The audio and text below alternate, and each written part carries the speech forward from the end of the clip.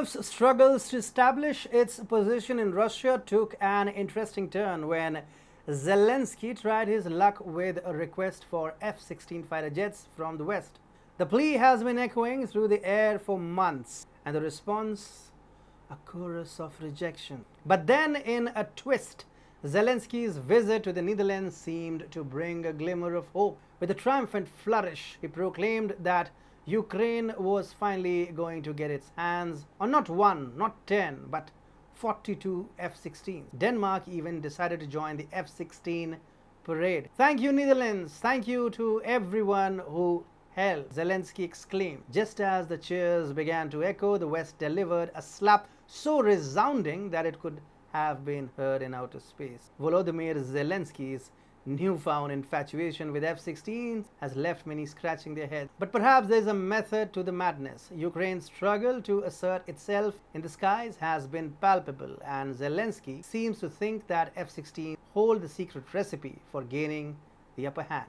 With F-16s in its arsenal, Kiev could potentially regain control of the skies. Military strategists at Global Firepower suggested that at the beginning of the year, Ukraine boasted a meager fleet of fewer than 190 operational aircrafts, while Russia flaunted over 2,000. In this David and Goliath situation, F-16s might just be the slingshot Kiev needs to target Russian forces. Prospect surely makes Zelensky grin from year to year. Ukraine's fervent F-16 dreams have encountered more refusals than you or me in college. What's the point of having aspirations if they are only met with no? It's almost like a cruel joke, really. Among the few aircrafts that did manage to reach Ukraine were less combat ready and more comic relief. Slovakia, in an act of solidarity, donated defective MiG-29 jets, the aviation equivalent of handing over a flat tire for a road trip. Germany, meanwhile, seems to have perfected the art of ghosting. They have been dodging Ukraine's pleas for German fighter jets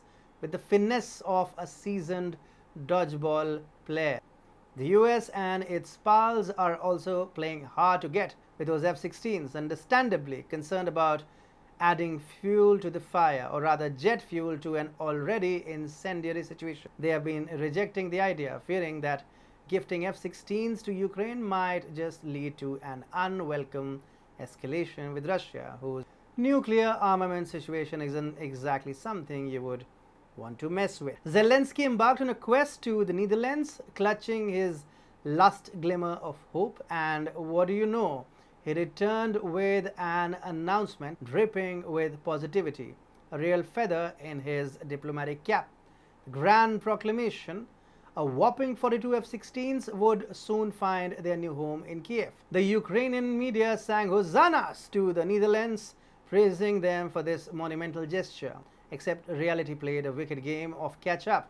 Dutch Prime Minister Mark Rutte was quick to blow away the smoke. He debunked Zelensky's claims. Turns out those 42 F-16s were but a mirage, a fantastical creation. Rutte calmly clarified that the Netherlands in all its might owns only 42 F-16 aircrafts total.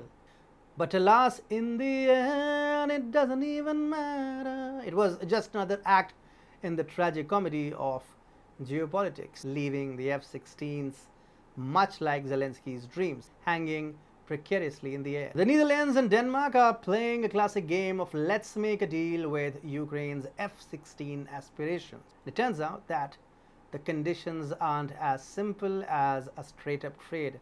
The suspense finally lifted when the Pentagon revealed the grand condition. Because the prerequisite for getting those coveted F-16s is none other than an English lesson. Yes, you read that right.